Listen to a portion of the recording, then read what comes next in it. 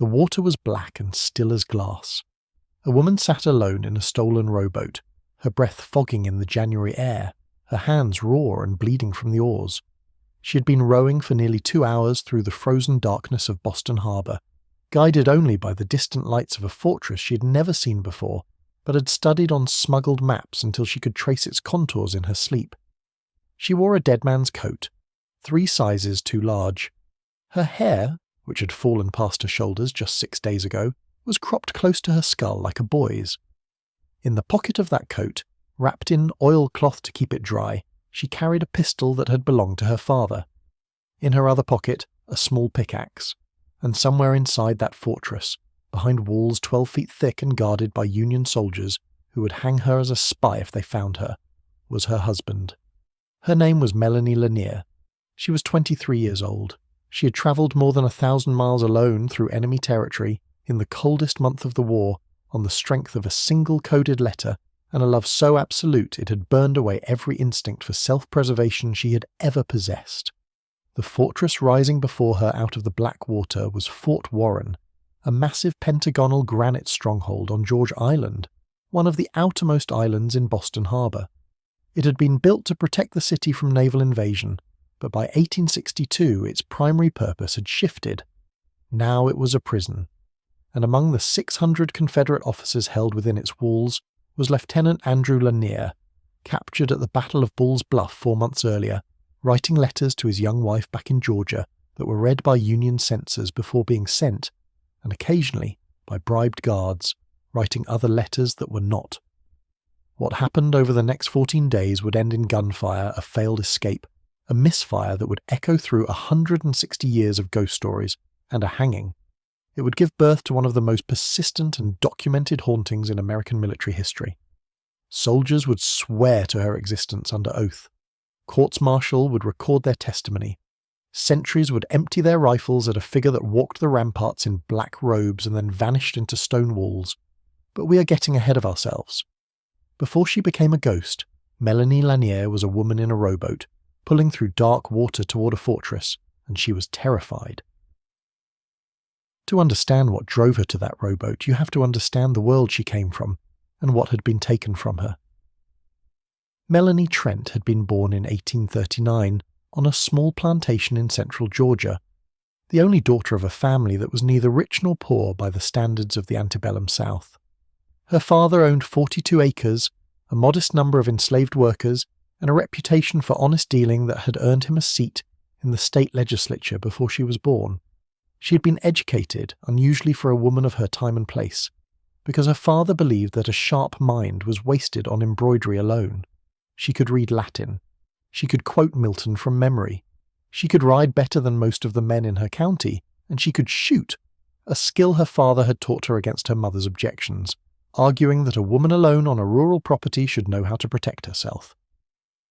She met Andrew Lanier at a church social in the summer of 1858, when she was 19 and he was 24. He was a lieutenant in the Georgia State Militia, tall and serious, with the kind of quiet intensity that drew her attention across a crowded room. They spoke for 10 minutes that first evening. They wrote letters for 6 months afterward. They were married in the spring of 1859, and for 2 years they were happy in the way that young couples in peacetime are happy, building a small house on land adjoining her father's property, talking about children, watching the seasons turn. Then the war came. Andrew enlisted immediately when Georgia seceded. He believed, as most Southern men of his class believed, that the war would be brief, that the Northern will to fight was weak, that states' rights would be vindicated, and the natural order preserved. Melanie did not share his certainty. She had read too much history, perhaps, or studied too many maps. She knew that the North had more railroads, more factories, more men. She had a premonition, the night before he left, that she would never see him again. She kept that premonition to herself. He rode away in May of 1861, and his letters came back to her like dispatches from another world. First from training camps in Virginia, where he complained about the food and the incompetence of certain officers, and the endless waiting for something to happen. Then from the front lines, where his letters grew shorter and his handwriting grew more hurried, and he stopped complaining about anything except how much he missed her. In October of 1861, at a place called Ball's Bluff along the Potomac River, Andrew Lanier's regiment was caught in a Union ambush on a steep riverbank. The battle was a disaster for the Confederacy. Men fell into the river and drowned. Officers were shot trying to surrender. Andrew was wounded in the shoulder and captured, dragged half-conscious across Union lines, loaded onto a transport ship and sent north to a military prison he had never heard of, on an island at the edge of the Atlantic Ocean. Melanie learned of his capture through official channels, a terse notification from the Confederate War Department that gave no details about his condition or location. For 3 weeks, she knew only that he was alive and in enemy hands. Then a smuggled letter arrived, carried by a network of couriers that moved information between Southern prisoners and their families through a chain of sympathetic civilians, bribed guards, and coded messages. The letter was brief. It told her where he was. It told her the conditions were harsh but survivable. And it told her, in language carefully disguised to evade detection, that an escape was being planned, that a group of officers had identified a weakness in the fortress's construction, a place where the walls were thinner and the foundation joined an older seawall, where a tunnel might be possible. They needed tools. They needed help. And if anyone could smuggle them what they required, the letter said, anyone at all, it would have to be someone the Union would not suspect. Someone who could pass through Northern Territory undetected. Someone like a woman travelling alone. Fort Warren in the winter of 1862 was a monument to Northern industrial might, and it was freezing. The fortress had been under construction since 1833, part of a massive federal program to fortify America's coastline against foreign invasion. It occupied almost the entire surface of George Island, a rocky outcrop about a mile long in the outer reaches of Boston Harbor. The design was classic Star Fort architecture, 5 pointed bastions jutting outward like the points of a crown, connected by thick granite walls that could absorb artillery bombardment and protect the gun emplacements within. At full capacity, it could hold over 1,000 men and mount hundreds of cannons. But in 1862, the fort was only partially armed. Its primary function had shifted from coastal defence to something its architects had never anticipated: housing enemy prisoners. Confederate officers captured in the first year of the war, men from Virginia, Georgia, the Carolinas, men of education and means who might be exchanged for Union officers held in the South, were packed into Fort Warren's casemates, the vaulted chambers built into the base of the walls that had been designed to shelter artillery crews. They slept on straw pallets. They were fed hardtack and salted meat. They were allowed to exercise in the courtyard under guard, to receive letters from home after censors had read them, to purchase small luxuries from the sutler who visited twice a week. The conditions were hard but not brutal. Fort Warren was no Andersonville. The Union officers who commanded the prison believed in discipline and order and the proper treatment of enemy combatants. Prisoners died here, of disease, of cold, of despair. But they were not systematically starved or tortured. They were watched, counted, locked in their cells at sundown and watched again. And they were planning to escape. The weakness Andrew Lanier had described in his coded letter was real. On the northwest corner of the fort, where the outer wall met an older seawall that had been incorporated into the structure, the granite was not as thick as it appeared from the outside. The interior walls of certain storage rooms were made of softer stone, filled in with rubble and mortar that had degraded over decades of salt air and winter storms. A man with the right tools, working carefully over weeks or months, could dig through that wall without being detected. But they needed tools. The prisoners had tried using spoons, sharpened stones, scraps of metal salvaged from their food tins. Progress was agonizingly slow. And then Andrew's letter had gone out, carried through the smuggling network and reached his wife in Georgia. Melanie Lanier had never been north of Virginia in her life. She had never travelled alone. She had no experience with deception, with false identities, with the kind of desperate improvisation that would be required to cross enemy lines, reach Boston, and somehow make contact with her husband inside a military fortress. But she was not the kind of woman who waited. She left Georgia in the first week of January 1862, travelling under her maiden name with forged papers that identified her as a widow returning to family in Maryland. The forged papers were good, prepared by a network of Southern sympathizers who had perfected the art of moving people and information through the porous borders of the divided nation. She carried letters of introduction to safe houses along her route, addresses in Virginia and Delaware and New Jersey, where she could find shelter and guidance. The journey took 12 days. She travelled by coach, by rail, by hired wagon, always alone, always watching. Union checkpoints examined her papers and asked her questions, and she answered in a voice she'd practiced, neutral, northern inflected, the voice of a woman too grief-stricken to attract suspicion. She told them her husband had died at Bull Run. She told them she was going home to her mother. She told them she wanted nothing more than to leave the war behind. They believed her. They always believed her. In Baltimore, she bought men's clothing from a second-hand shop. A heavy wool coat, trousers, boots, a cap. She cut her own hair that night in a rented room, watching the dark curls fall to the floor and feeling something harden inside her. This was no longer a desperate gamble. This was a mission. She had become someone else, someone who did not flinch, someone who would see this through to the end no matter what it cost. In Boston, she made contact with the final link in the smuggling chain, a ship chandler named Hendricks who operated out of a warehouse near the waterfront and who, for the right price, would provide almost anything to almost anyone.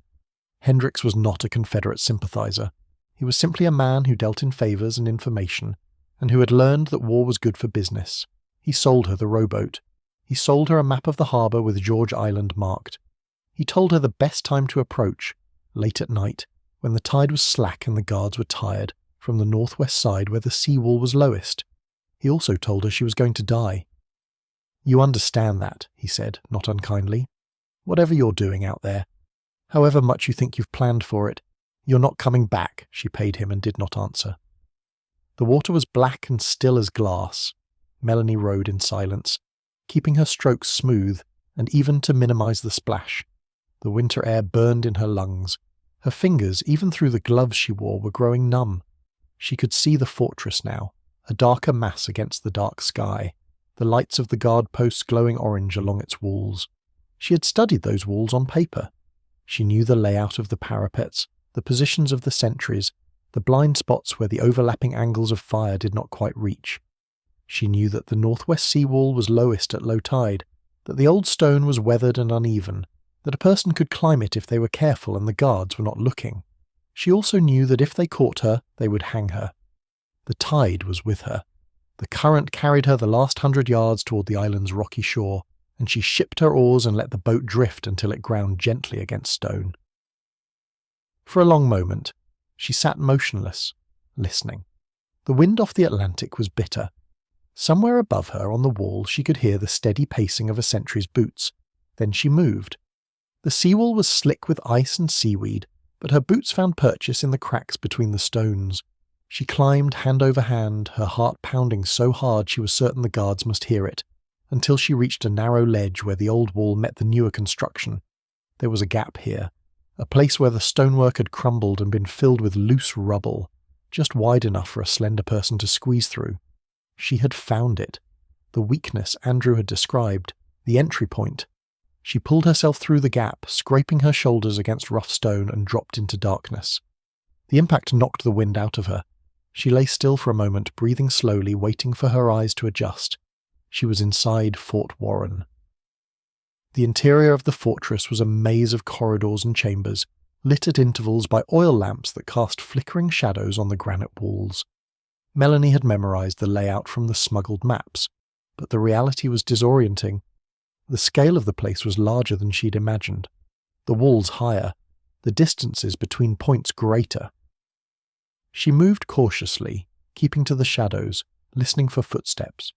The prisoners were held in the eastern casemates, 300 yards from where she'd entered. She had to cross the central courtyard to reach them, an open space overlooked by guard posts, exposed to moonlight, impossible to cross unseen if anyone was watching. But the guards were not watching, not closely enough. The war was young, and the men stationed at Fort Warren were not veterans of combat. They were garrison troops, militia units from Massachusetts and Rhode Island, who had been assigned to prison duty because they were not needed at the front. They were cold and tired and bored, and they were not looking for a woman in men's clothing climbing through their walls at 2 a.m. Melanie crossed the courtyard in 30 seconds, keeping low, her boots silent on the frozen ground. She reached the door to the eastern casemates and found it locked, but the lock was old, and the door was warped by the cold, and with a careful application of pressure it scraped open just wide enough for her to slip through. The smell hit her first. 600 men packed into chambers designed for artillery crews, sleeping on straw that had not been changed in weeks, using buckets for latrines that were emptied irregularly at best. The air was thick with the stench of unwashed bodies and sickness and despair. She pressed a hand over her mouth and forced herself to breathe.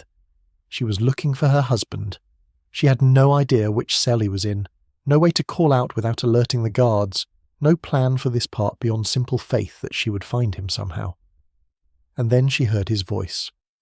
Andrew Lanier was not asleep. Few of the prisoners were, despite the late hour. They had learned to sleep in shifts, to keep watch for rats and for the guards who sometimes came at night to drag men away for questioning.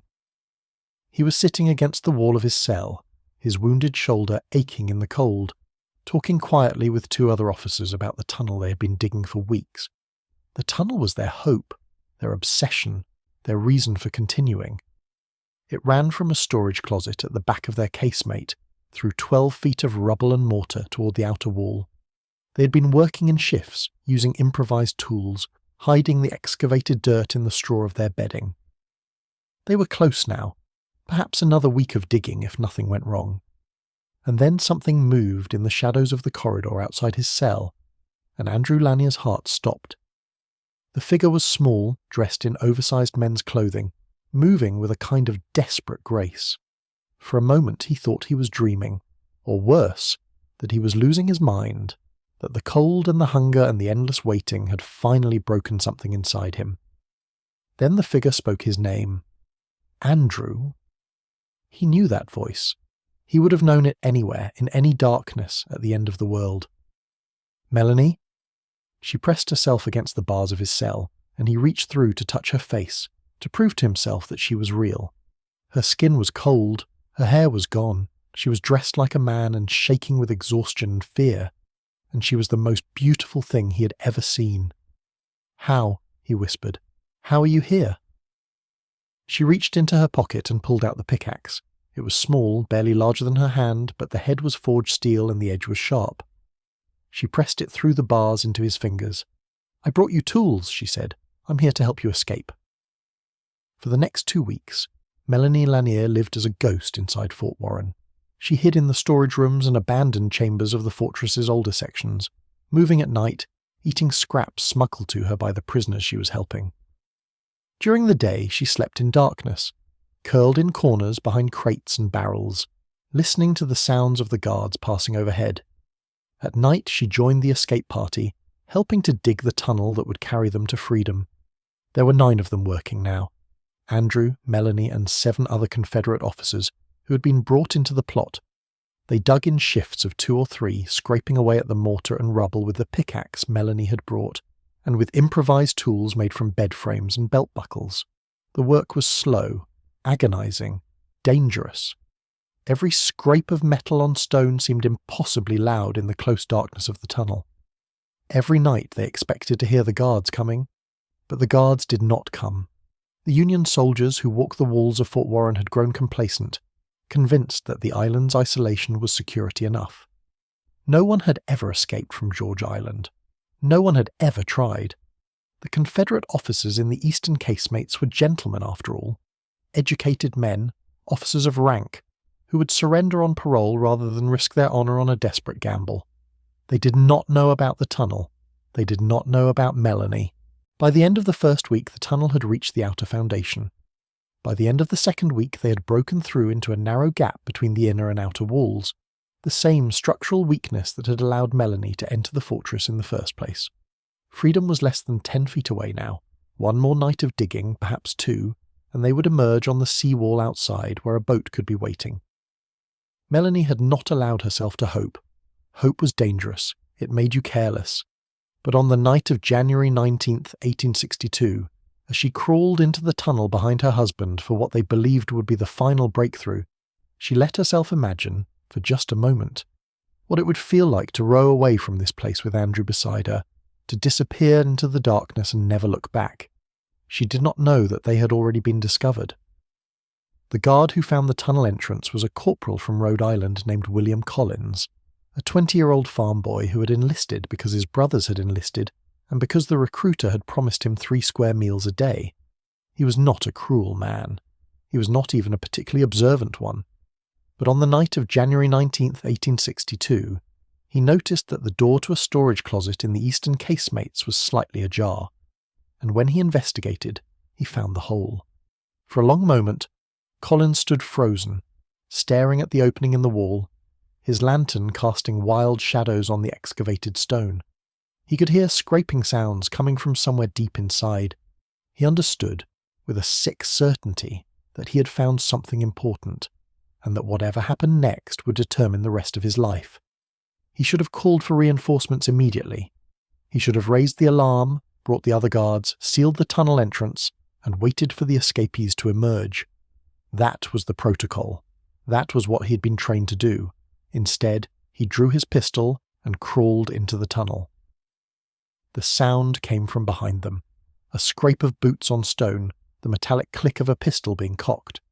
Andrew Lanier turned, and in the narrow beam of the guard's lantern, he saw the face of a young soldier whose expression shifted rapidly from determination to confusion to naked fear. The guard had expected to find Confederate officers at the end of this tunnel. He had not expected to find a woman. "Don't move," Colin said. His voice cracked. "All of you, don't move." What happened next would be debated for decades. The official Union account would say that the Confederate prisoners attacked the guard, that they rushed him with improvised weapons, that he had no choice but to fire. The Southern account, preserved in letters written by survivors years later, would say that the guard panicked, that he fired first without warning, that the prisoners were only defending themselves. What is certain is this: in the confined darkness of that tunnel, someone fired a weapon. Melanie Lanier raised her father's pistol, the same pistol she had carried across 1,000 miles of enemy territory, wrapped in oilcloth, loaded with 6 rounds, and pulled the trigger. The pistol misfired. In the language of firearms, a misfire is when a weapon fails to discharge properly. The primer ignites, but the powder does not burn cleanly. Pressure builds in the chamber, and sometimes, if the weapon is old or poorly maintained or damaged by moisture and cold, the pressure has nowhere to go except backward. The pistol exploded in Melanie Lanier's hand. The force of the blast drove fragments of metal and burning powder in every direction. One fragment struck the lantern, shattering it and plunging the tunnel into absolute darkness. Another struck the guard, wounding him in the arm and hand, and another, a jagged piece of the pistol's chamber spinning through the confined space at lethal velocity, struck Andrew Lanier in the throat. He was dead before his body hit the ground. "In the darkness," Melanie Lanier screamed. She screamed her husband's name. She screamed for help.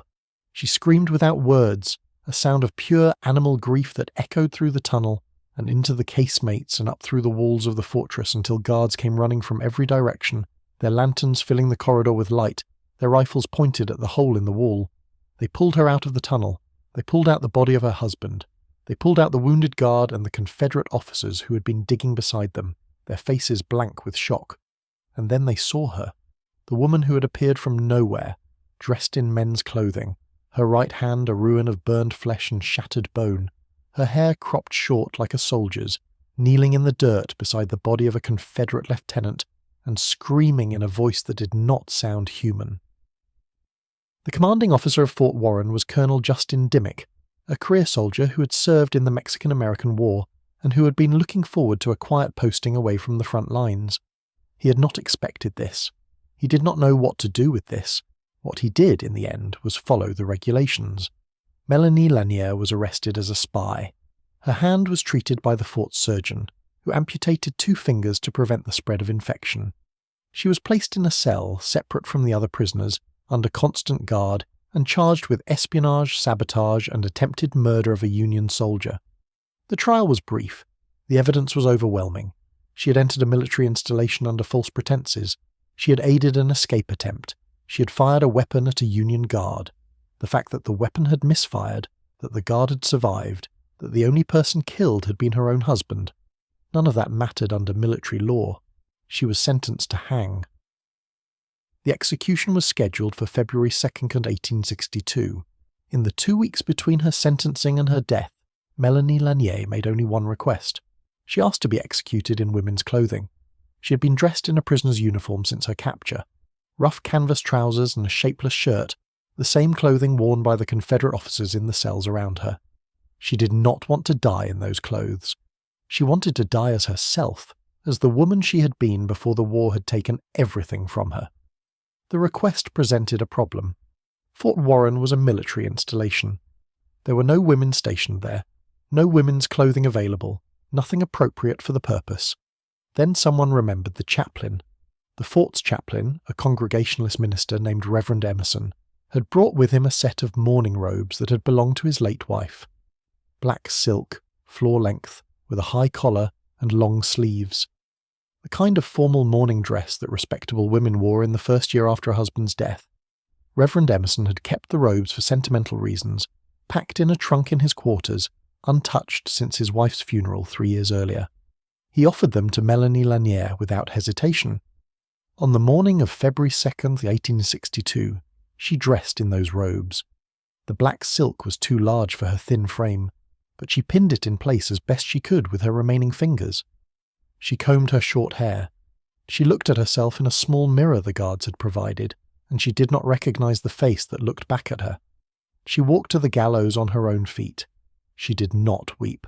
She did not beg. When they asked if she had any final words, she said only this: "Tell them I came for love. Tell them I would do it again." The trap dropped. The rope went taut, and Melanie Lanier died in black robes on an island in Boston Harbor 600 miles from home. They buried her that same day in a plot at the edge of the fort's small cemetery, in a grave that was deliberately left unmarked. The Union did not want to create a martyr. They did not want Southern sympathizers making pilgrimages to the site, turning her death into propaganda. They wanted her forgotten. But she would not be forgotten. Within months of her execution, guards stationed at Fort Warren began reporting strange occurrences. Unexplained sounds in the corridors at night, footsteps where no one was walking, the rustle of fabric where no one was present, cold spots in the tunnels and storage rooms even in midsummer. And then, in the autumn of 1862, the first sighting. A sentry named Patrick Sullivan was walking his rounds on the western parapet when he saw a figure moving toward him in the moonlight. It was a woman, he said, a woman in a long black dress, walking along the top of the wall as though she belonged there. Her face was pale, her hair was short. She moved without sound, without disturbing the air, without casting a shadow in the lamplight. Sullivan called out to her. She did not respond. He raised his rifle and ordered her to halt. She kept walking. He fired. The figure vanished. Sullivan's superiors found no evidence of any intruder, no footprints, no body, no sign that anyone had been on the parapet except Sullivan himself. They assumed he had been drinking. They disciplined him for firing his weapon without authorization and reassigned him to day duty. But Sullivan was not the last to see her. Over the next 160 years, the Lady in Black of Fort Warren would become one of the most documented hauntings in American military history. Her appearances were recorded not just in folklore and legend, but in official military records, court-martial proceedings, incident reports, sworn testimony from soldiers who had no reason to lie about what they had seen. During the Spanish-American War, when Fort Warren was reactivated as a coastal defense installation, at least 3 separate sentries reported encounters with a woman in black robes on the parapets. 2 of them fired at her. Their courts-martial records survive in the National Archives, preserving their detailed descriptions of a figure that walked through walls and vanished into the night air. During both World Wars, when the fort served as a military training facility, and later as a prisoner of war camp for captured German submarine crews, the sightings continued. In 1945, a group of soldiers assigned to guard duty reported seeing the Lady in Black so frequently that they refused to patrol certain sections of the fort after dark. Their commander, frustrated by what he considered superstitious nonsense, personally walked the disputed area to prove there was nothing to fear. He resigned his commission 3 weeks later and never publicly explained why. In the 1970s, when Fort Warren was transferred to the National Park Service and opened to the public as part of the Boston Harbor Islands National Recreation Area, the sightings continued. Park rangers reported equipment malfunctions, cold spots, unexplained sounds. Visitors photographed strange shadows in the corridors. A maintenance worker claimed to have felt a hand on his shoulder in an empty storage room, turning to find no one there. And the descriptions were always the same. A woman in black robes, short hair, a pale face. Moving in silence along the walls, disappearing into stone seen at twilight or midnight, or in the first grey light of dawn. Never speaking, never threatening, simply walking as though searching for something, or someone, she would never find. The historians who study Fort Warren tend to avoid the question of whether the lady in black is real. They focus instead on the documented facts. Melanie Lanier existed. Her journey from Georgia to Boston Harbor is confirmed by multiple contemporary sources. Her trial and execution are recorded in Union military archives. The misfiring pistol, the death of her husband, the black mourning robes, all of it is true. What happened afterward, what continues to happen, according to those who have seen her, remains beyond the reach of documentation. But the guards who walk the walls of Fort Warren today, leading tours for visitors who have heard the stories, tend to walk a little faster when the fog rolls in from the harbour. They tend to avoid certain corridors after dark, and when someone asks them if they believe in the lady in black, they answer the same way centuries have answered for 160 years. I don't know what I believe, but I know what I've seen. The story of Melanie Lanier is a story about love. Love so absolute that it drove a young woman across 1,000 miles of enemy territory, through checkpoints and safe houses and a frozen midnight crossing of Boston Harbor, to reach the man she had sworn to spend her life with. It is a story about grief, grief so deep that it transcended death, that it kept her walking the walls of the fortress where she lost everything, searching endlessly for something she could never recover. But it's also a story about the Civil War itself, about the particular horrors of that conflict, and the ordinary people who were caught up in them. The war that divided the nation also divided families, separated lovers, shattered communities that would never fully recover. Melanie Lanier was not a soldier. She was not a general or a politician or a figure of historical significance by any conventional measure. She was a woman who loved her husband and refused to let him die alone in a prison cell. And for that love, she was hanged as a spy. And for that love, she walks still. The lady in black is not the only ghost of the Civil War. In the years that followed the conflict, as the nation struggled to process the trauma of 600,000 dead, ghost stories multiplied across the former battlefields and prison camps and hospitals where so many had suffered. Soldiers reported seeing fallen comrades on battlefields where the grass had grown over the graves. Families claimed to hear voices in empty rooms, to see figures in windows, to feel presences that could not be explained. Most of these stories faded with time, becoming folklore, becoming legend, becoming the material of campfire tales and Halloween attractions. But some persisted. Some accumulated documentation, sworn statements, official records, consistent details across decades and generations of witnesses. Fort Warren is one of those places. The Lady in Black is one of those stories. And whether you believe in ghosts or not, whether you think the witnesses were lying or mistaken or seeing exactly what they claimed to see, the fact remains, something happened on George Island in the winter of 1862, something terrible and tragic and desperate, and the echoes of that something have not yet faded into silence. The water of Boston Harbor is cold in January, cold enough to kill in minutes. The walls of Fort Warren are granite, 12 feet thick, designed to withstand naval bombardment. The corridors are dark, lit only by the small windows cut into the stone for ventilation and rifle ports. The air smells of salt and age and something else, something that visitors struggle to name, and on certain nights, when the fog rolls in and the lights of the city are invisible across the harbour, the guards still see her, a woman in black, short hair, moving in silence along the walls, waiting. But the lady in black is only one thread in a larger tapestry of Civil War mysteries, stories of treasure and treachery, of disappearances and unexplained deaths, of men who vanished into the fog of battle and were never seen again. In the final desperate days of the Confederacy, as Southern armies crumbled and Southern cities burned, another kind of desperation took hold. Men who had fought for 4 years to preserve their way of life now found themselves fighting simply to survive, and to preserve what they could of the wealth and resources that remained. What happened to the Confederate treasury in those final days is one of the enduring mysteries of American history.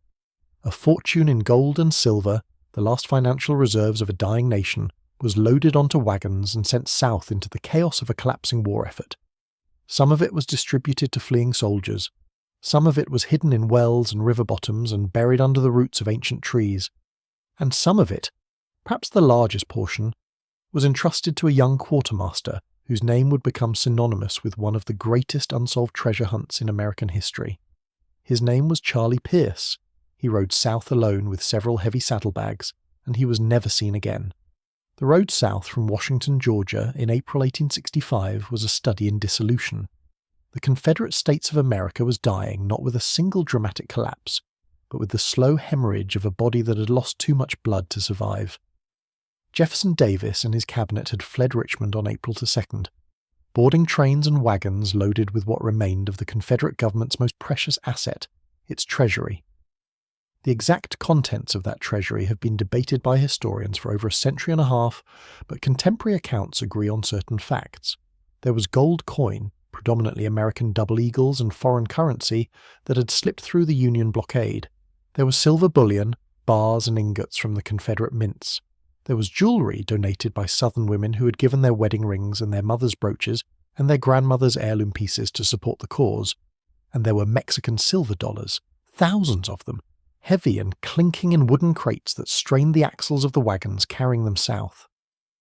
The convoy moved through Virginia, through the Carolinas, through the red clay roads of Georgia, shedding personnel and treasure as it went. At each stop, as Union cavalry drew closer, decisions were made about what to bury, what to distribute, what to carry forward.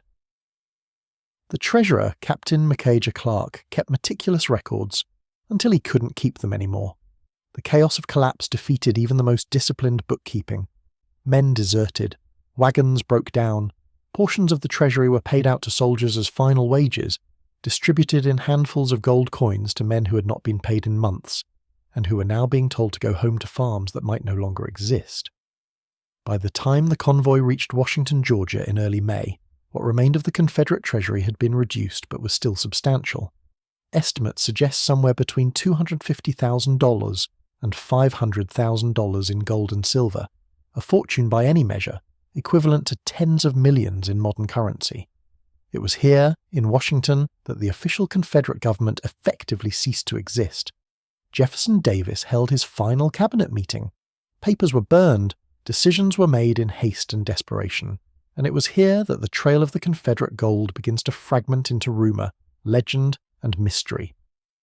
Multiple witnesses reported seeing portions of the treasure being hidden in various locations around Washington, Georgia, and the surrounding countryside. A bank vault, a private home, a well on a plantation outside of town. Confederate officials distributed what they could to trusted officers, with instructions to preserve the funds for some future resurrection of the Southern cause that everyone knew would never come. But the largest single portion of the remaining treasury, the core of what was left, was reportedly entrusted to a small group of men who were ordered to take it further south, away from the advancing Union forces, to a place of safety where it could be hidden until the chaos subsided.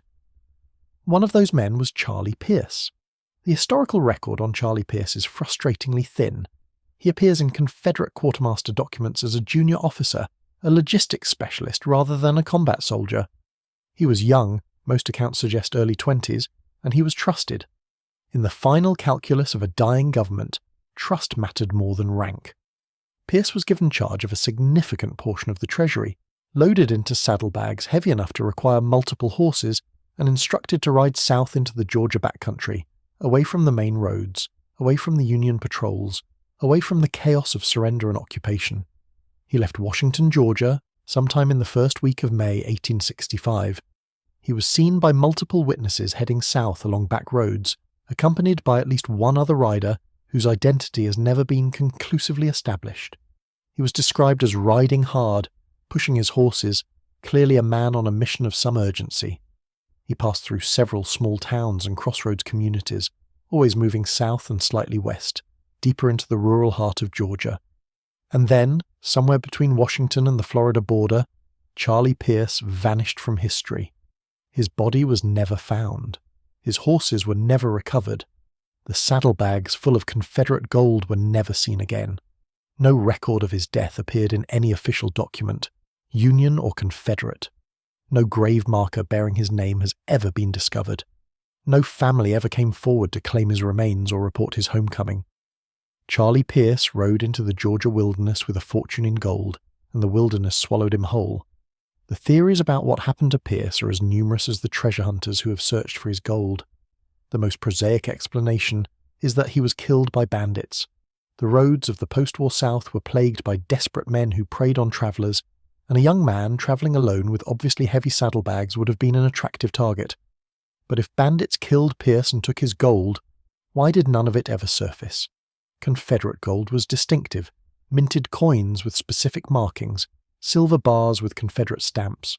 A sudden influx of such currency into local commerce would have been noticed, would have generated rumours, would have left some trace in the historical record. None appeared. Another theory suggests that Pierce successfully hid the gold and then died before he could reveal its location, killed by illness, by accident, by one of the 1,000 ways a man alone in the wilderness can meet his end. The post-war South was a dangerous place even without human predators. Swamps claimed lives, rivers flooded, diseases swept through populations weakened by 4 years of war and deprivation. If Pierce buried his gold and then succumbed to some misfortune before he could retrieve it or communicate its location, the treasure could still be exactly where he left it, waiting in the Georgia clay for someone to find it. A darker theory proposes that Pierce was betrayed by his companion, whoever that mysterious second rider was. In the moral chaos of the Confederacy's final days, loyalty was a flexible concept. Men who had fought for principle for 4 years found themselves suddenly fighting for survival. The temptation of a fortune in gold, the opportunity to disappear into the vastness of the American frontier with enough wealth to start a new life. Such temptations could corrupt even the most honourable man. Perhaps Pierce's companion killed him, took the gold, and vanished into history under a new name in a new place. But the most tantalising theory, the one that has drawn treasure hunters to Georgia for over a century and a half, is that the gold was hidden and that someone, somewhere, knows where it is. The evidence for this theory is scattered but persistent. Over the decades since Pierce's disappearance, Confederate gold coins and silver bars have surfaced occasionally across the Deep South. A farmer ploughing a field would unearth a cache of double eagles. An old well, being filled in for safety, would yield a handful of Mexican silver dollars. Estate sales would produce coins that matched the minting dates and characteristics of the Confederate treasury's contents. Each discovery sparked renewed interest, renewed searching, renewed hope that the main cache was still out there, still waiting. In the 1880s, an elderly man in South Georgia claimed on his deathbed to know the location of Pierce's gold, describing a cave near a distinctive rock formation where, he said, he had helped bury the treasure as a young Confederate soldier. He died before he could lead anyone to the spot, and the rock formation he described has never been conclusively identified. In the 1920s, a series of letters purportedly written by Pierce himself surfaced in an antique shop in Savannah, describing in coded language the location of a hidden cache. The letters were eventually determined to be forgeries, created by a conman who had extracted thousands of dollars from credulous investors before disappearing himself. In the 1960s, a development company excavating land for a subdivision outside of Macon uncovered a buried iron box containing Confederate currency, paper money, worthless but historically significant, and several gold coins. The find sparked a brief treasure-hunting frenzy in the area, but no further discoveries were made. The pattern repeats across generations. Clues surface and are investigated. Promising leads dead end in frustration. Treasure hunters spend fortunes searching for a fortune that may not exist, or that may be buried within feet of where they're digging. The Confederate gold has become Georgia's answer to the Lost Dutchman mine, a legend that persists because it is grounded in documented historical fact but has never been definitively resolved. What is certain is this: a substantial sum of Confederate treasury funds disappeared in Georgia in May 1865. Charlie Pierce was documented to be carrying a significant portion of those funds. He was seen heading south and was never seen again. The gold he carried has never been accounted for. Somewhere in the red clay hills of Georgia, beneath the roots of trees that have grown and died and grown again over a century and a half, there may be a fortune in gold and silver, waiting for a finder who may never come. Or perhaps the gold was found long ago, quietly, by someone wise enough to keep the discovery secret. Perhaps it was dug up in the 1870s or the 1890s or the 1940s, melted down and spent and absorbed into the economy, without anyone ever knowing its origin. Perhaps Charlie Pierce's gold has been circulating through American commerce for generations, unremarkable coins in unremarkable transactions, the last remnants of the Confederate treasury hidden in plain sight. The mystery endures because it cannot be conclusively resolved. We know the gold existed. We know Pierce carried it. We know he vanished. But we do not know what happened to him or to his cargo, and after 160 years we may never know. The Georgia wilderness keeps its secrets well. Not far from where Charlie Pierce may have ridden on his final journey, another piece of Confederate history was unfolding, one that would become synonymous with human suffering on a scale that shocked even a nation grown accustomed to the horrors of war. Andersonville Prison, officially Camp Sumter, opened in February 1864 as a solution to a problem the Confederacy had never anticipated. What to do with tens of thousands of Union prisoners of war? The previous system of prisoner exchanges had broken down, in part because the Union refused to exchange black soldiers captured while fighting for the United States, and the Confederacy refused to treat them as legitimate prisoners of war rather than escaped slaves subject to re-enslavement or execution. Without exchanges, prisoners accumulated. The camps in Richmond and elsewhere were overflowing. A new facility was needed, somewhere remote, somewhere secure, somewhere with enough space to hold the flood of captured enemy soldiers. Andersonville seemed ideal on paper.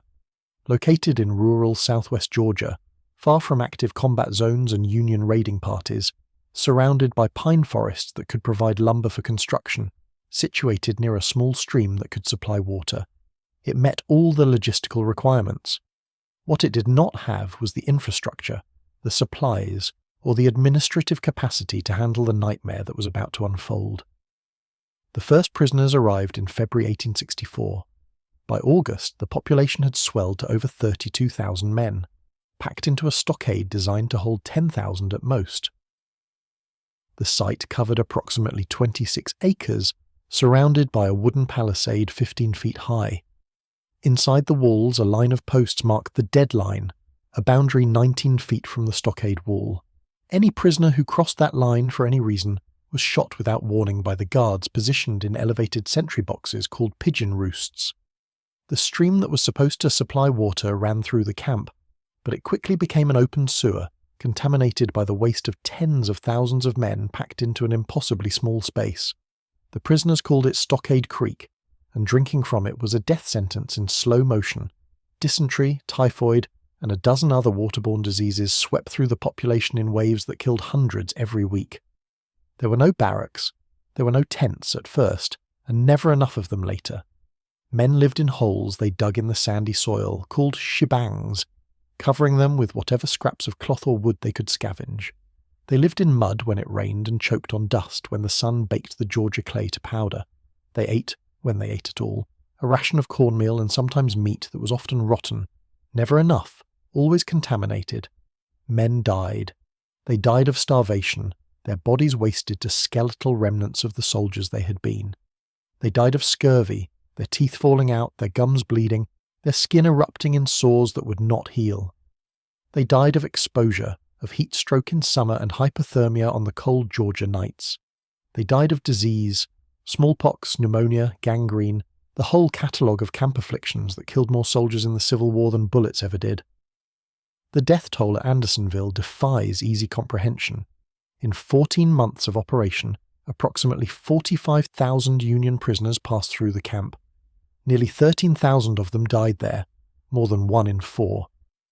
At the peak of the crisis, in August 1864, men were dying at a rate of more than 100 per day. The burial details could barely keep up. Mass graves were dug, filled, covered over, and dug again. But within this hell, within this landscape of suffering that would haunt the American conscience for generations, there was a second level of horror.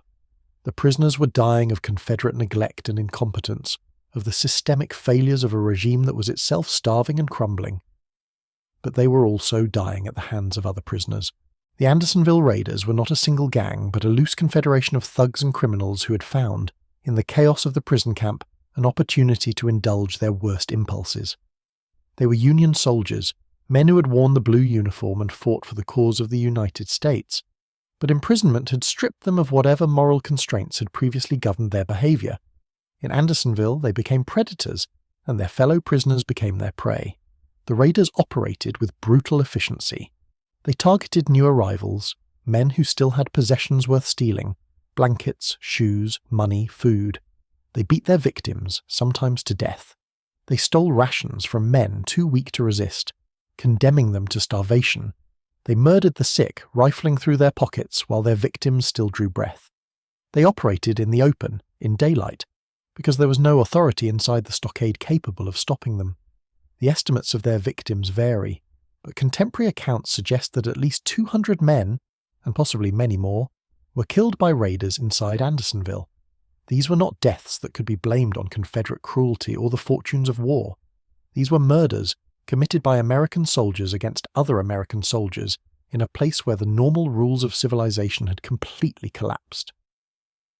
The turning point came in early July 1864, when the other prisoners, the ones who had managed to maintain some semblance of order and decency despite the conditions, decided they had endured enough. They organised. They formed what they called the Regulators, a vigilante force dedicated to stopping the raiders and bringing their leaders to justice. The organisation was led by a sergeant from the 16th Illinois Cavalry named Key, and it grew rapidly as prisoners recognised that their only hope of survival lay in collective action. The Regulators confronted the raiders. There were fights, bloody and brutal, in the sandy yard of the stockade. Men who had barely enough strength to stand found the energy to beat down the thugs who had been tormenting them. The raiders were outnumbered and outmatched. Their victims, it turned out, had not forgotten what they had suffered. What happened next was remarkable. The prisoners appealed to the camp commandant, Captain Henry Wirtz, for permission to hold a formal trial of the raider leadership. Wirtz agreed, perhaps recognising that the internal violence was threatening whatever order remained in the camp, perhaps simply indifferent to the fate of men he barely had the resources to keep alive. He allowed the prisoners to organise a tribunal, to present evidence, to conduct something resembling a legal proceeding in a place where law had seemed to have no meaning. 6 men were identified as the primary leaders of the raiders. They were tried by a jury of their fellow prisoners. Witnesses testified to their crimes, the beatings, the robberies, the murders. The defendants were allowed to speak in their own defence, and when the evidence had been heard and the arguments made, the jury reached its verdict. Guilty, all 6. The sentence: death by hanging. On July 11th, 1864, inside the stockade of Andersonville Prison, the 6 condemned raiders were executed. A scaffold had been built near the south gate. The prisoners gathered to watch. Thousands of emaciated, diseased, dying men assembled to see justice done to the criminals who had preyed upon them. The 6 men were led to the scaffold. Ropes were placed around their necks. One of them, accounts differ on which, reportedly broke free and attempted to flee into the crowd, only to be captured and returned to the scaffold. The planks were pulled away. The 6 men dropped. 5 died quickly. The 6th, a man named William Collins, the most notorious of the raiders, survived the initial drop when his rope broke. He was hanged a second time. He did not survive the second attempt. The bodies were cut down and removed from the stockade. They were buried somewhere outside the main cemetery area, away from the graves of the men who had died as prisoners of war rather than as criminals executed by their own comrades. They were not to receive the honour of burial alongside honourable dead. This is where the story should end. 6 criminals executed, 6 bodies buried, justice served in the most unlikely of circumstances, but the story did not end. Andersonville Prison was liberated in May 1865, after the Confederate surrender. The site was immediately recognised as a place of historical significance and of continuing horror. The graves of the dead covered acres of ground. The precise accounting of who had died and where they were buried became a priority for the federal government, both as a matter of closure for the families of the dead and as documentation of Confederate atrocities for the trials that were already being planned. Captain Henry Wirtz, the commandant of Andersonville, was arrested and tried by military tribunal. He was convicted of war crimes, specifically of conspiring to impair and injure the health and destroy the lives of Union prisoners, and sentenced to death. He was hanged in Washington, D.C. on November 10, 1865, the only Confederate official executed for war crimes. His conviction remains controversial among some historians, who argue that Wirtz was made a scapegoat for systemic failures that were beyond his control. Others contend that his cruelty and indifference were well documented and that his execution was justified. But while Wirtz's fate was being decided in Washington, another effort was underway at Andersonville itself. Clara Barton, the famous nurse and future founder of the American Red Cross, led an expedition to the former prison site in July 1865. Her mission was to identify the graves of the Union dead, to mark them properly, and to establish a national cemetery on the grounds. The work was painstaking. Prison records had been kept, imperfectly, but kept, listing the names of men who had died and approximately where they had been buried. Barton's team worked to match names to graves, to erect headstones, to create an orderly memorial from what had been a field of unmarked mounds. By the time the work was complete, nearly 13,000 graves had been identified and marked. The Andersonville National Cemetery was established as one of the first national cemeteries in the United States. But there were 6 graves that could not be found. The records indicated clearly that the 6 executed raiders had been buried separately from the other prisoners in an unmarked area away from the main cemetery. Contemporary accounts describe the burial location in general terms, near a particular landmark, a certain distance from the stockade wall, in a section of ground that was deliberately left without markers so that the criminals' graves would not be honoured alongside those of their victims.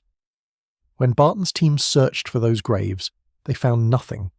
No disturbed earth, no evidence of burial, no remains.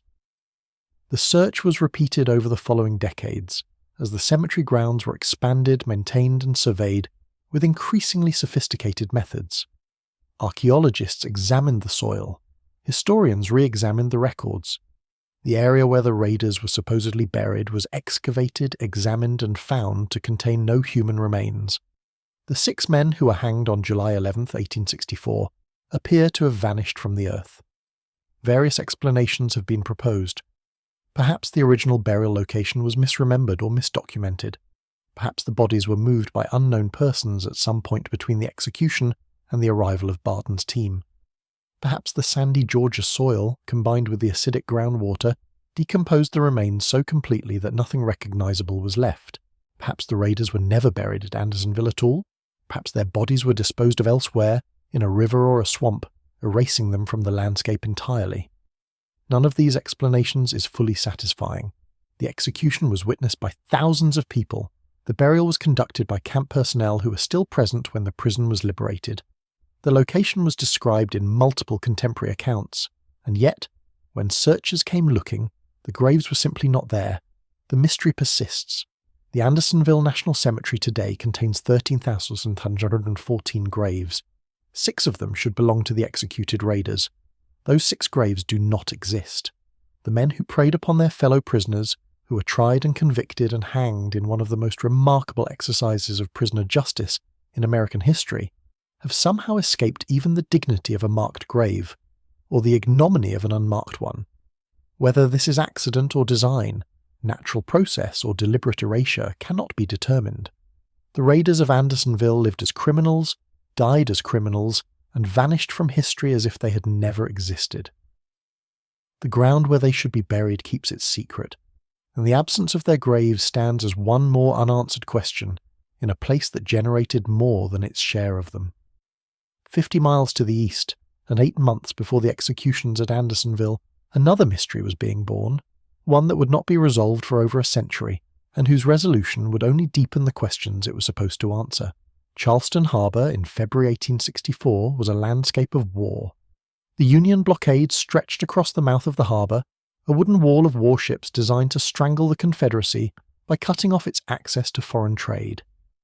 Inside the harbor, Confederate engineers and inventors worked frantically to develop weapons that could break the blockade, that could sink the Union ships and reopen the vital sea lanes that connected the South to the outside world. The H.L. Hunley was one such weapon, perhaps the most ambitious and certainly the most tragic of the Confederate Navy's experimental designs. A submarine, a vessel that could travel beneath the surface of the water, approach enemy ships unseen, and destroy them with explosive charges. The concept was not new. Submarines had been proposed and even tested since the Revolutionary War, but no one had ever successfully built and deployed a combat submarine. The Hunley was to be the first. The vessel was built in Mobile, Alabama in 1863, using an iron boiler as its primary hull. It was approximately 40 feet long and less than 4 feet wide at its broadest point, a metal tube barely large enough to contain the 8 men who would crew it. There was no engine. The submarine was propelled entirely by muscle power, with the crew turning a hand crank that drove a propeller at the stern. There were small conning towers at the bow and stern for the captain to navigate, fitted with glass ports that offered the only view of the outside world. The weapon system was simple but terrifying. A spar torpedo, an explosive charge mounted on a long pole extending from the bow, would be rammed into the hull of an enemy ship. The Hunley would then back away, and a rope attached to the torpedo would trigger the detonation as the submarine retreated to safety. At least, that was the theory. The reality was considerably darker. The Hunley killed its crews twice before it ever engaged an enemy vessel. The first sinking occurred during a training exercise in Charleston Harbor on August 29, 1863. The submarine was swamped by the wake of a passing ship while its hatches were open. 5 of the 8 crew members drowned. The vessel was raised, refurbished, and returned to service. The second sinking occurred on October 15, 1863 during another training dive. The submarine plunged to the bottom of the harbour and refused to surface. All 8 crew members died, including the vessel's namesake and primary financier, Horace Lawson Hunley. The causes were disputed. Some accounts blamed a stuck diving plane. Others suggested the captain accidentally triggered a dive he could not arrest. But the result was the same. 8 more men dead. The vessel was raised again, the bodies of the crew removed, and the submarine recommissioned for a third time. By February 1864, the Hunley had killed 16 men without ever seeing combat. It was, by any reasonable measure, a death trap, a coffin made of iron that had already claimed more Confederate lives than any Union vessel in the harbour. And yet volunteers continued to come forward, willing to crawl into that metal tube and take their chances against both the enemy and the submarine itself. The crew that would make history was commanded by Lieutenant George Dixon, a young officer from Alabama who had survived a wound at the Battle of Shiloh when a gold coin given to him by his sweetheart deflected a bullet that would otherwise have killed him. Dixon carried that coin with him always, a talisman of his survival, and he carried it into the Hunley on the night of February 17, 1864. The target was the USS Housatonic, a 12-gun sloop of war stationed at the outer edge of the blockade, approximately 4 miles from the Confederate-held beach at Sullivan's Island. The night was clear and cold. The water was calm. The Hunley slipped its moorings and began its approach, running on the surface to conserve the crew's strength, submerging only for the final approach to avoid detection. The crew cranked their way across the harbour in near-total darkness. There was no room to stand inside the submarine. The men sat hunched at their stations, shoulders nearly touching, turning the crank in coordinated rhythm while Lieutenant Dixon navigated by the dim light filtering through the forward ports. The air grew thick and stale as they worked, the oxygen depleted by 8 men breathing in an enclosed metal tube. Their hands blistered on the crank handle, their muscles burned with fatigue, and still they cranked, foot by foot, yard by yard, closing the distance to their target. The Housatonic's lookout spotted something in the water at approximately 8:45 p.m. A disturbance, a shape, something that didn't belong. They called out the alarm. The ship's crew scrambled to their stations. Small arms fire was directed at the approaching object, but it was too late. The Hunley's spar torpedo struck the Housatonic on the starboard side near the stern just below the waterline. The explosion tore a hole in the wooden hull. Water rushed in. The ship began to sink almost immediately, settling into the shallow water of the harbour in a matter of minutes. 5 Union sailors died in the attack, the first casualties of submarine warfare in history. The Hunley had succeeded. After 2 fatal training accidents, after killing 16 of its own crew members, the Confederate submarine had accomplished what no submarine had ever accomplished before, sinking an enemy warship in combat. The Confederate shore stations were watching for the signal. They saw it, a blue light displayed from the submarine's conning tower, indicating mission success. The Hunley was coming home. It never arrived. Somewhere between the sinking Housatonic and the safety of Sullivan's Island, the H.L. Hunley disappeared. No explosion was heard. No debris was seen. The submarine and its 8-man crew simply vanished into the dark waters of Charleston Harbour, taking with them the secret of what had happened in those final moments. The search began immediately. Confederate divers swept the harbour floor. Boats dragged the shallows. The Hunley was nowhere to be found.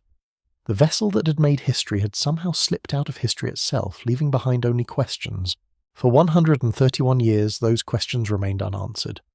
The Hunley became a legend, a footnote in naval history, a mystery that scholars and treasure hunters alike tried and failed to solve. Theories proliferated. The submarine had been destroyed by the same explosion that sank the Housatonic. It had been swamped by the sinking ship. It had been hit by friendly fire from Confederate shore batteries, who mistook it for a Union vessel. It had simply run out of air, its crew suffocating in the darkness while the submarine drifted on the current until it settled to the bottom. None of these theories could be tested because no one could find the submarine. The search for the Hunley became an obsession for a generation of maritime archaeologists and Civil War historians. The harbour floor was surveyed and resurveyed. Modern sonar technology was brought to bear. Magnetometers swept the seabed looking for the distinctive signature of iron. Still nothing. The Hunley had vanished so completely that some began to wonder if it had somehow been carried out to sea by the current, lost forever in the deep Atlantic waters beyond the harbour's mouth. Then, on May 3, 1995, a team led by underwater archaeologist Mark Newell and novelist Clive Cussler finally located the submarine. It was resting on its starboard side in approximately 30 feet of water, buried under several feet of silt and sediment, less than 4 miles from the site where the Housatonic had gone down. The submarine had been there the entire time, hidden not by distance but by the accumulating debris of more than a century. The discovery made international headlines, but the real revelations would not come until 5 years later, when the Hunley was finally raised from the ocean floor and brought to the surface for the first time since that cold February night in 1864. The recovery operation took place on August 8, 2000.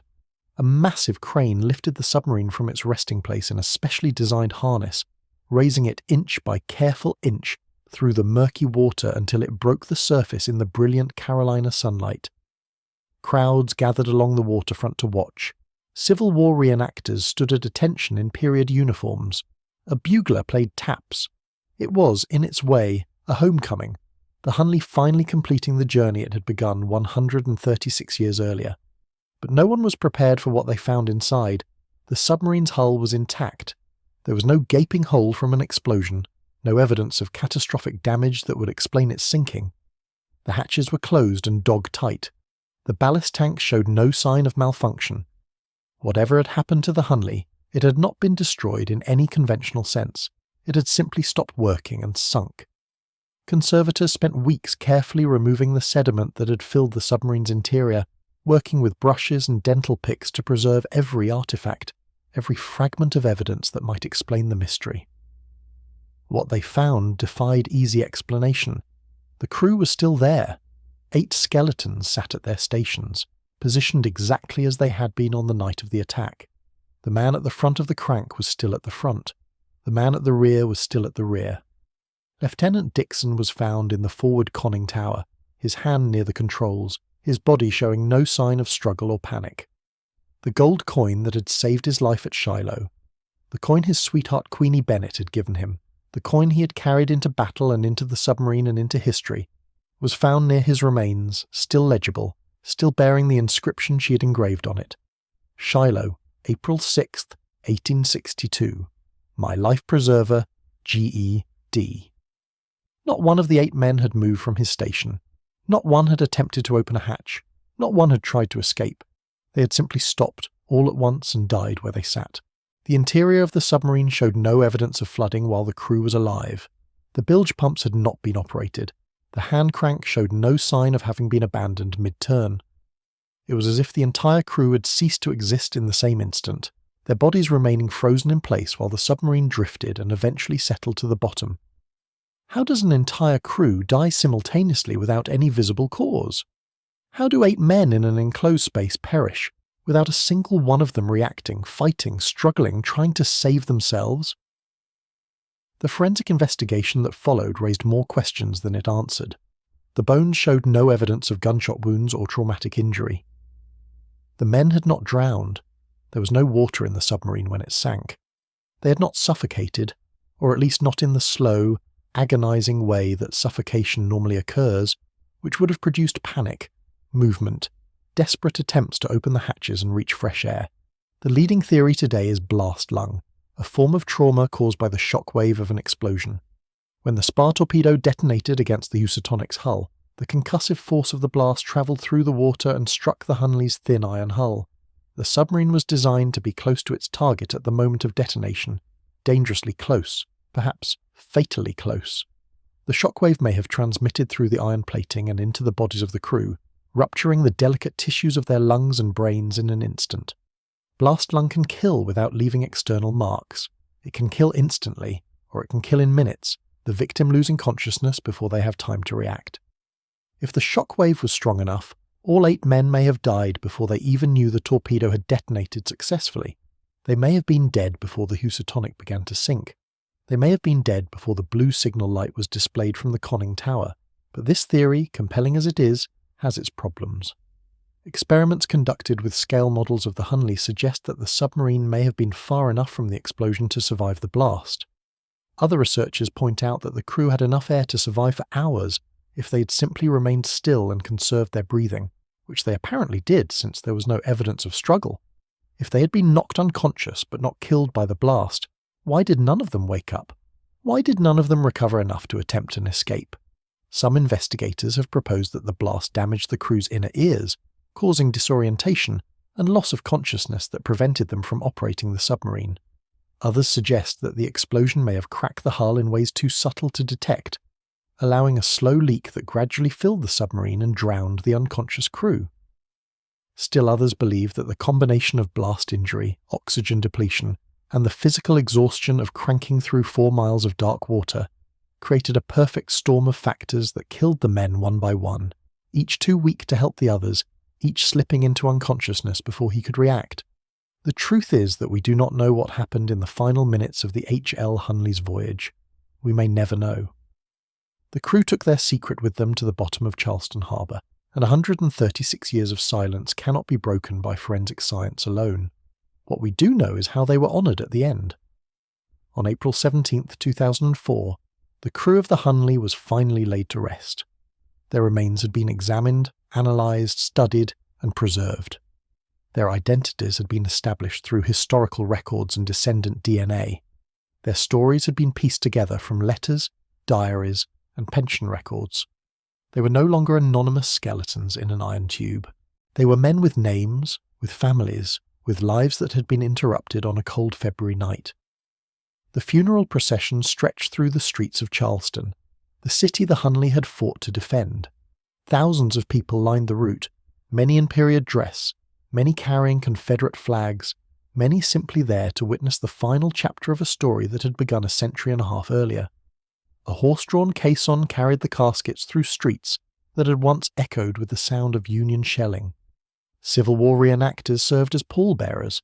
A full military ceremony was conducted at Magnolia Cemetery, where the crew was buried with honours beside the graves of the men who had died in the Hunley's earlier training accidents. Lieutenant George Dixon was buried with his gold coin. The submarine itself remains in conservation at the Warren Lash Conservation Centre in North Charleston, where scientists continue to study its construction and to search for any remaining clues about its final voyage. The Hunley is still giving up its secrets, slowly, reluctantly, one artifact at a time. But the central mystery, what killed the crew in those final moments, what stopped 8 men in their tracks without a struggle, may remain forever unsolved. The men of the Hunley made history. They achieved something that had never been done before, something that would change the nature of naval warfare forever, and then they vanished into the darkness they had come from, leaving behind only questions that echo through time. The wilderness, in May, is a place of profound and unsettling beauty. The Virginia woods that gave the battle its name are thick with undergrowth, tangled with vines and briars, carpeted with rotting leaves that muffle every footstep. Sunlight filters through the canopy in shifting patterns, dappling the forest floor with light and shadow. Birdsong fills the morning air. The creeks run clear and cold over beds of ancient stone. It is easy, walking through those woods today, to forget that you are walking through a graveyard. But the wilderness remembers. In May of 1864, the Army of the Potomac under General Ulysses S. Grant and the Army of Northern Virginia under General Robert E. Lee met in those woods for 2 days of fighting so brutal, so disorienting, so utterly chaotic, that veterans who survived it would speak of it for the rest of their lives as the closest thing to hell they had ever experienced. The dense vegetation made coordinated movement nearly impossible. Units became separated from their commanders.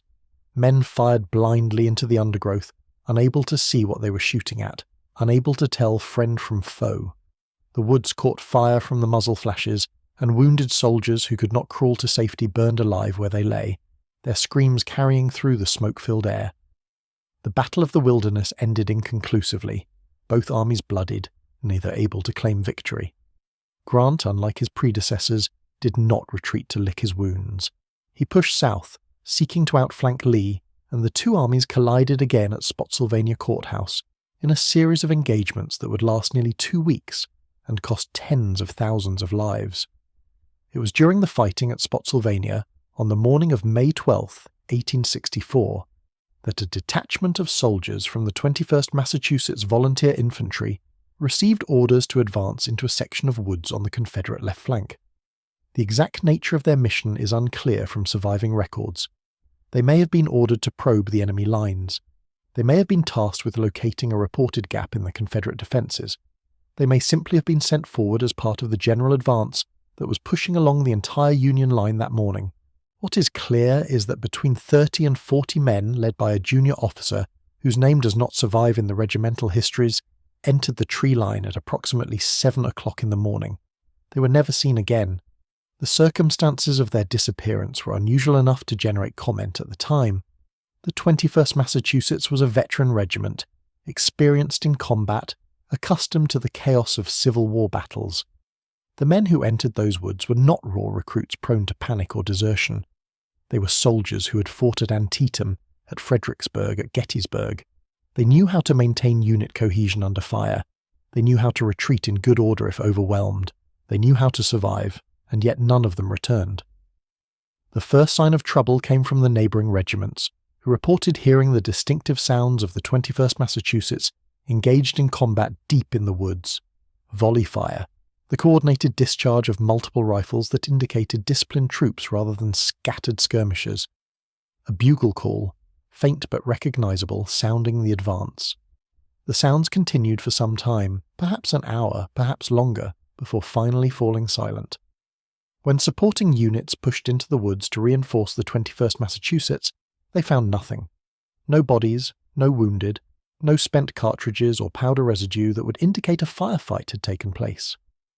The ground showed no evidence of struggle, no blood, no trampled undergrowth that would mark the passage of dozens of men moving and fighting.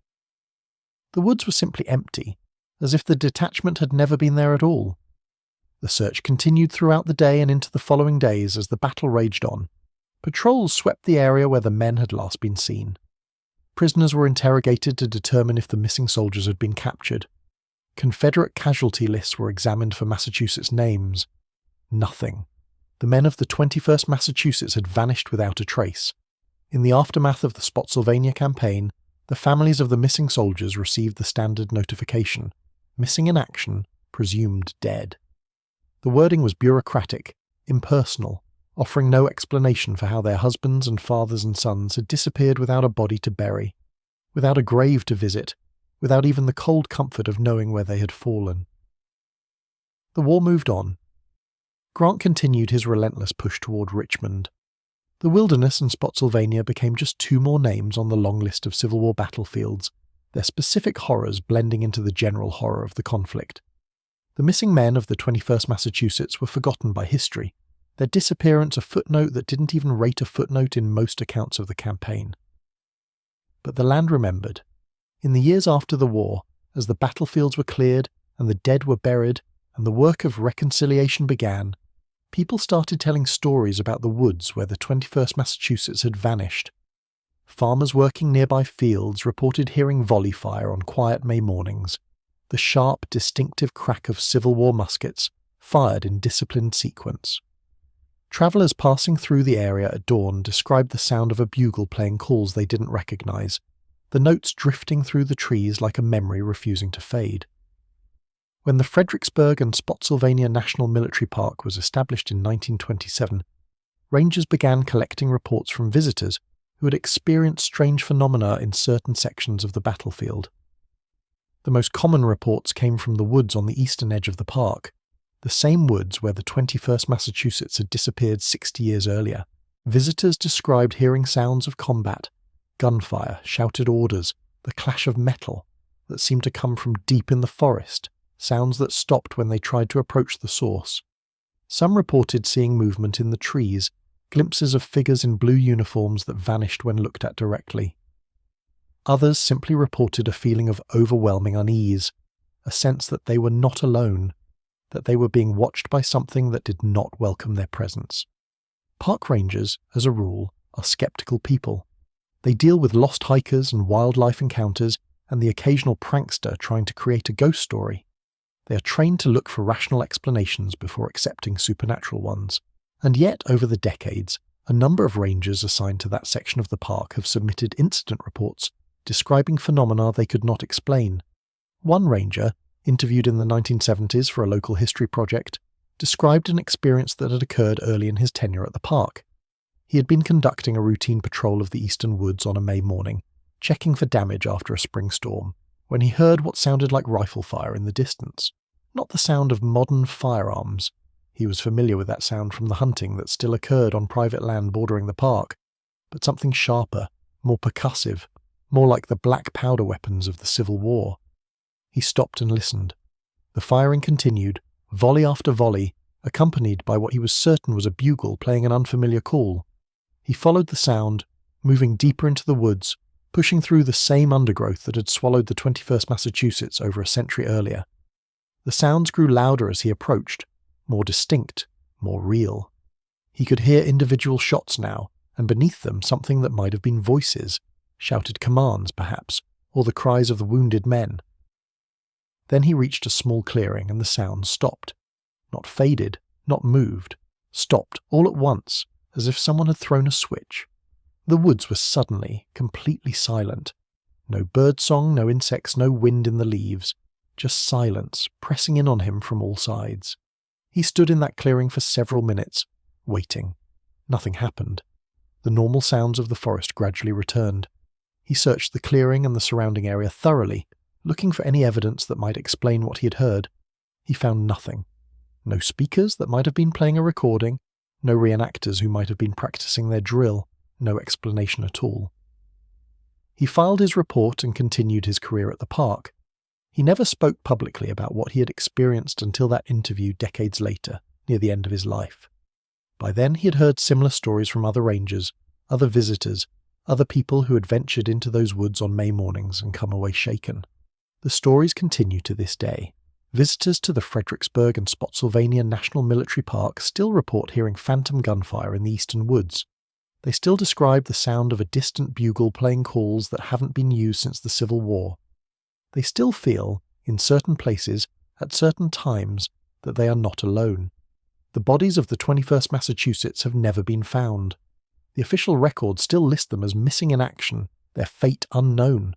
Somewhere in those woods something happened on the morning of May 12, 1864, that erased 30 or 40 men from existence as completely as if they had never been.